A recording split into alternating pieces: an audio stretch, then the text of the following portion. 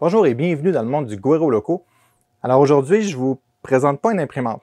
je vous présente un truc que j'ai fait à cause de la Bamboo Lab. La Bamboo Lab qui est là. La Bamboo Lab, elle a le AMS sur le dessus, le multimatériel. Puis le multimatériel accepte des dimensions de bobine bien précises.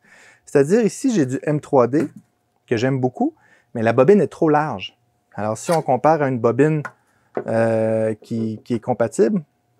Je vais essayer de... Vous voyez, elle est trop large, donc elle ne rentre pas. Puis je trouve ça dommage parce que j'aimerais ça utiliser du filament M3D dans mon imprimante, mais les bobines ne peuvent pas. Puis là, j'ai commencé à essayer avec une perceuse de transférer le filament d'une bobine à l'autre et je me suis tanné, j'ai dit, je vais me faire de quoi? Et je me suis fait un rembobineur. Puis, juste avant de vous expliquer comment ça marche, je vais vous parler de mon premier sponsor à vie.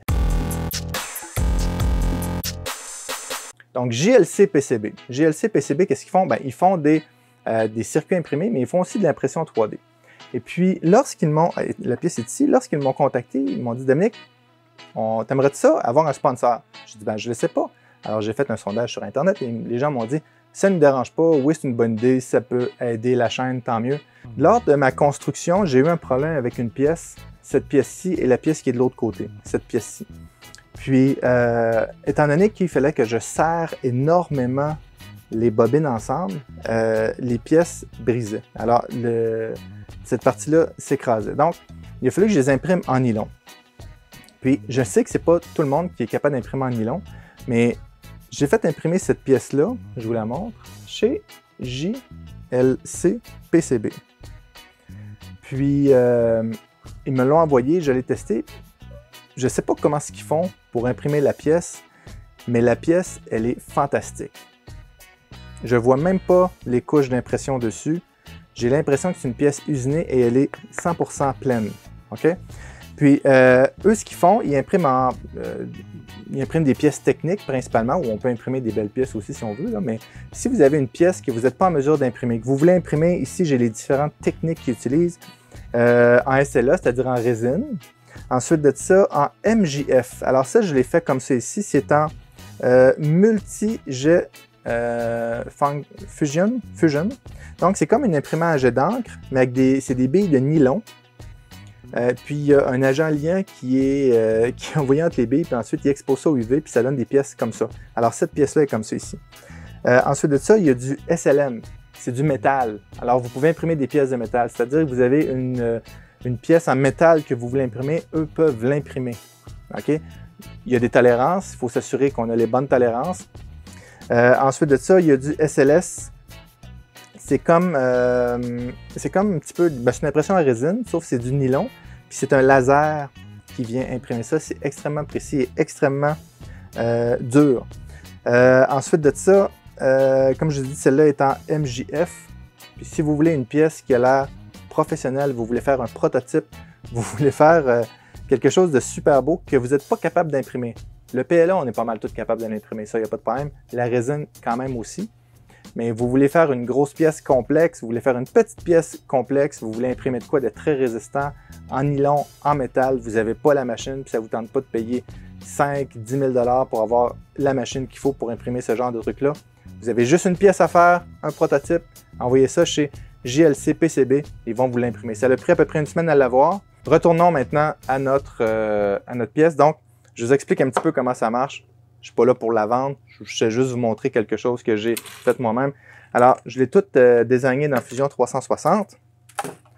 Donc, ici, j'ai mon spool vide qui marche. Je le mets là-dedans. Je mets ma pièce imprimée en nylon. Puis, j'ai mis simplement c'est une vis d'axe Z. Puis ça, c'est les vis de l'axe Z. Donc, quand je vous dis qu'il fallait que je serre fort, là, c'est parce que je ne veux pas qu'il glisse. Donc, une fois qu'il est en place, il est tellement serré fort qu'il ne bouge pas. Puis, j'ai fait cette petite pièce-là avec un petit bearing dedans, que je rentre ça dedans. Puis, avec des écrous-marteaux en bas, puis des vis à la main, ça me permet de le serrer rapidement. Et de 1, il est bien tenu. Et de 2, parfait. Alors, ma pièce est en place, j'ai mon petit stepper. J'ai pris une MKS Gen L qu'on voit ici, que j'ai reprogrammé simplement comme un Arduino. Donc, j'ai utilisé des drivers.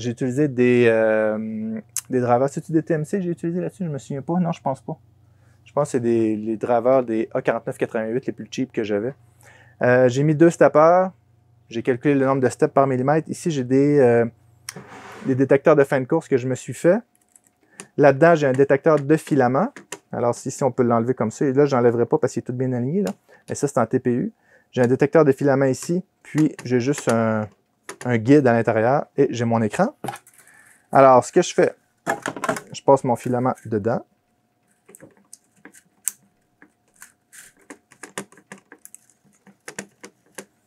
Ensuite de ça, souvent dans les spools, j'ai une place pour coincer le filament.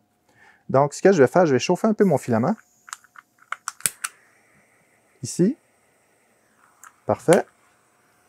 Puis, je vais lui donner un angle comme ça.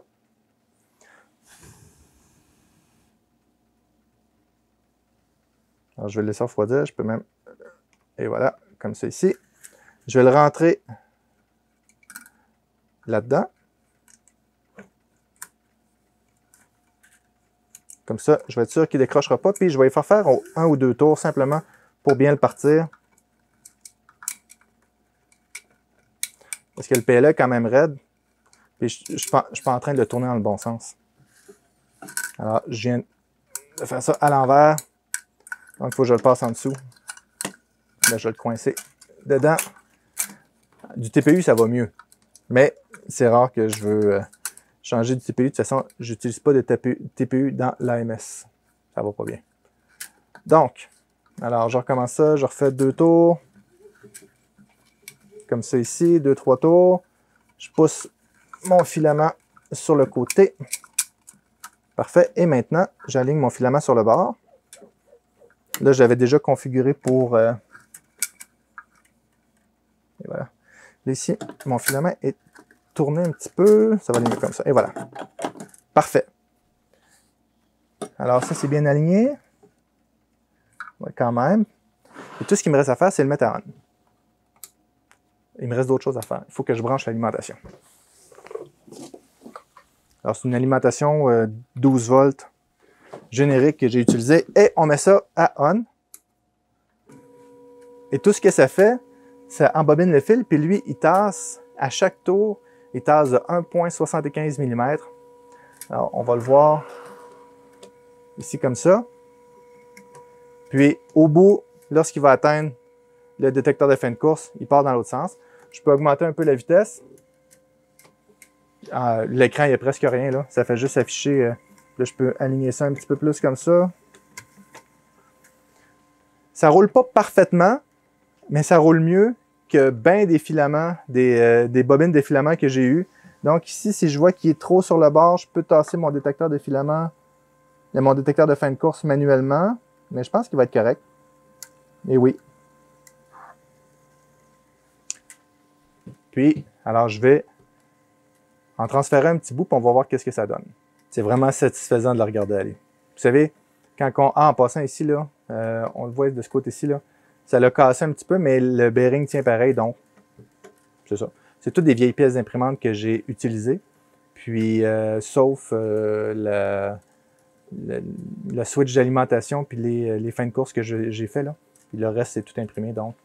Alors, est-ce qu'il va changer comme il faut de l'autre côté? Oui! C'est parfait. Alors, on va le laisser aller comme ça pour une coupe de bobine, une coupe de tours. Je vais augmenter la vitesse.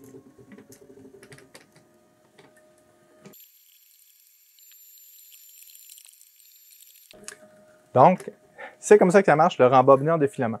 Alors, on voit par exemple le filament de M3D va être mieux roulé que le mien, mais je l'ai essayé plusieurs fois, puis j'ai eu aucun coincement de filament. Le filament n'est pas croisé, puis il n'y a pas assez de tension pour qu'il coince entre 2 filaments comme ça. Alors, ça fait un petit peu de bruit à cause des vibrations, mais ça fait mon affaire. Comme ça, je peux le laisser aller. Puis lorsque le filament arrête, comme là, je vais attendre un petit peu parce que je vais l'utiliser pour vrai. Je vais couper le filament tantôt, puis vous allez voir que ça arrête. Autre chose, je peux mettre sur pause. Alors, si je veux replacer quelque chose, puis il continue où ce qui était lorsque je le repars. On va le faire aller au maximum de sa vitesse, à peu près. Alors, ça va quand même assez vite. L'autre chose aussi, c'est que la traction se fait uniquement sur lui. Donc, plus ma bobine se remplit, plus ça va vite. Puis on va voir celle-là à la fin, elle va vraiment vite là, lorsque toute ma bobine est transférée. Ensuite de ça, je peux transférer les collants pour savoir c'est quel type de filament. Si vous voulez savoir comment transférer les collants, c'est simple. Vous prenez de l'acétone avec une seringue, vous injectez de l'acétone en dessous du collant.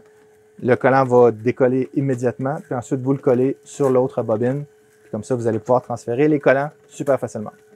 C'est comme ça qu'on fait. Alors, ça avance bien. Donc, on va regarder qu'est-ce qui arrive quand on est au bout du filament. Alors, je vais juste réduire la vitesse pour me donner une petite chance. Et voilà! Alors, il arrive à la fin. Puis là, tout ce qu'il me reste à faire, c'est coincer le filament ici. Et j'ai maintenant une bobine qui va faire dans la Bamboo Lab. Ou si vous voulez, par exemple, partager du filament avec un ami, vous pouvez transférer ça d'une bobine à l'autre. Vous pouvez imprimer aussi des bobines vous-même. Puis comme ça me permet de réutiliser les vieilles bobines. Puis, si je veux partager du filament à quelqu'un ou utiliser ça dans une machine spéciale. Il y a aussi les fameuses bobines en carton qui ne sont pas les plus populaires, donc on pourrait faire le transfert comme ça. Donc, il y en a qui m'ont demandé qu'est-ce que je faisais avec l'impression 3D comme pièce technique, c'est ce genre de truc-là pour me faciliter la vie que je fais. Donc, j'espère que vous avez aimé la vidéo. Merci beaucoup aux supporters de la chaîne qui sont ceux-ci. Si vous avez aimé les vidéos, s'il vous plaît, mettez un like. Si vous n'êtes pas abonné à la chaîne, abonnez-vous. Merci beaucoup et à bientôt.